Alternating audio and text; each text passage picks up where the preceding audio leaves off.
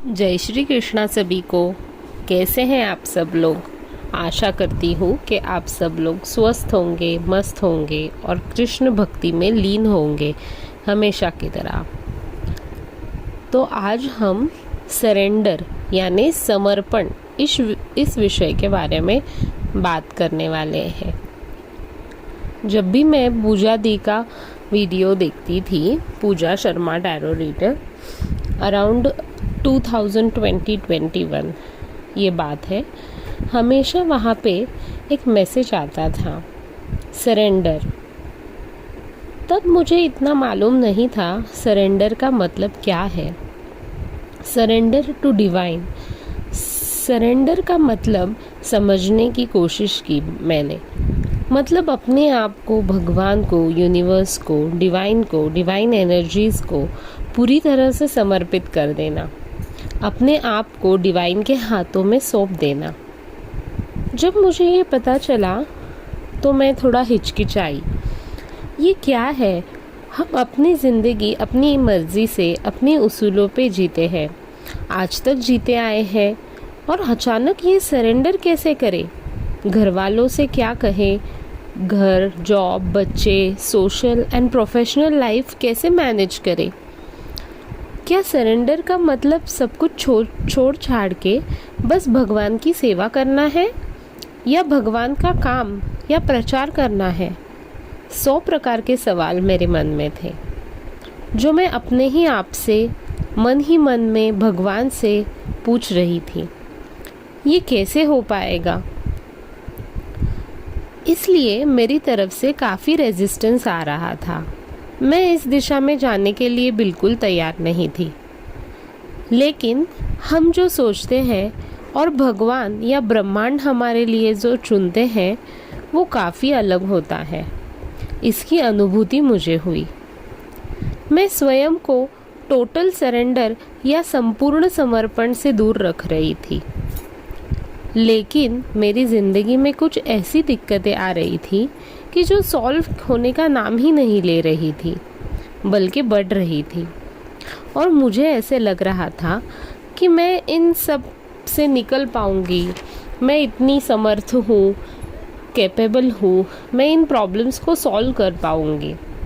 पर मेरी ये सोच गलत साबित हो रही थी और मेरा सेल्फ कॉन्फिडेंस खो रहा था। और जब मैं महाभारत देख रही थी पूरे फैमिली के साथ, 2023 सेकेंड हाफ की बात है ये, तब अर्जुन और श्री कृष्ण के संवादों ने मुझे समझाया सरेंडर का असली मीनिंग। एक गुरु का और शिष्य का जो रिश्ता होता है, शिष्य का गुरु की तरफ जो समर्पण रहता है, एक छोटे बच्चे का अपनी माता पिता की तरफ जो समर्पण रहता है, उस तरह का समर्पण पूरे विश्वास के साथ। एक शिष्य को गुरु जो सिखाते हैं, वो उनको ज़िंदगी का तजुर्बा देते हैं, ज़िंदगी की सच्ची और नेक राह दिखाते हैं। अपना शिष्य हज़ारों लाखों की भीड़ में कैसे तेजस्वी, काबिल दिखे, ये कोशिश करते हैं, उनका भविष्य उज्जवल करते हैं। एक छोटा बच्चा अपने माता पिता के प्रति हमेशा आश्वस्त रहता है कि मेरे माता पिता मेरे लिए जो करेंगे वो सब अच्छा ही करेंगे, मेरे लिए कभी गलत नहीं सोचेंगे।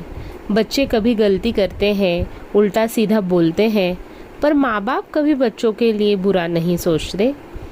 उनका बचपना, नादानी सोचकर उन्हें माफ़ करते हैं और उन्हें अच्छा ही सिखाते हैं, समझाते हैं, सही रास्ते पर लाने की कोशिश करते हैं। पर जब हम इन सब प्रोसेस में होते हैं या ये शिक्षा के दौरान हमें गुस्सा आता है, हम चिड़चिड़ करते हैं, ये क्या सिखा रहे हैं, ये क्या ज्ञान हमें दे रहे हैं, आजकल के बच्चे बोलते हैं क्या लेक्चर दे रहे हैं, इससे आगे क्या होने वाला है, हमें क्या मिलने वाला है। पर उस वक्त बच्चों की बुद्धि या हमारी बुद्धि का दायरा इतना छोटा होता है कि आगे जो ज़िंदगी के बारे में हमें बड़े सिखाते हैं, उसकी हमें जानकारी इतनी नहीं होती है कि इसका हमें आगे क्या फ़ायदा होने वाला है, और हम उनसे तर्क करते रहते हैं, इसलिए हमारी तरफ से रेजिस्टेंस आता है। उसी तरह से भगवान भी हमें बहुत बार अलग अलग बातें समझाने की कोशिश करते हैं अलग अलग तरीकों से, पर हम नहीं समझते। जैसे अर्जुन बार बार श्री कृष्ण को प्रश्न पूछते थे और श्री कृष्ण उन्हीं सभी बातों का न थके न रुके जवाब देते थे।